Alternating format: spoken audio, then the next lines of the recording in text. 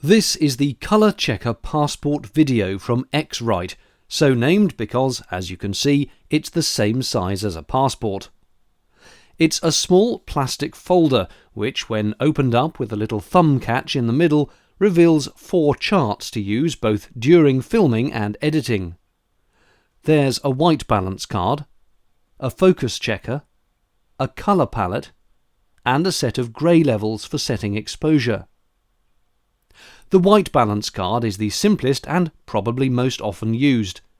Just ensure it's in the same light as your main subject, zoom in so it fills the screen, then tell the camcorder to take a reading. We know this example looks a bit yellow, but we were filming off another camcorder's screen, so just ignore that. It is white really and does work. Back focus adjustments are something you hopefully shouldn't need to do often, but if so, the focus chart could be handy, though at passport size it is considerably smaller than the usual test charts which you'd pin on a wall 10 feet away. But you should spot any glaring focus errors with this.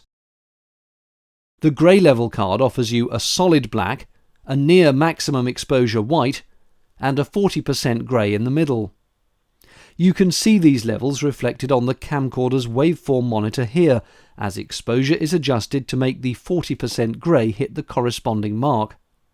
The white's then just over 90% reflectance, and the black's buried in the bottom somewhere. So set, your camcorder is now exposed correctly for the light that's hitting the card. X-Rite's video colour palette is designed for you to take a quick snapshot of before every scene, and then you can use this as a reference when colour grading. The top row has full white and full black, which you can use for white balance and levels adjustment. The second row is a graduated set of highlight and shadow values. The third offers a variety of typical skin tones, both for exposure and colour matching. Finally, the bottom row offers colours which are said to align with the standard colour axis on a vectorscope, though clearly our Canon XF200 has other ideas, and maybe it needs a tweak.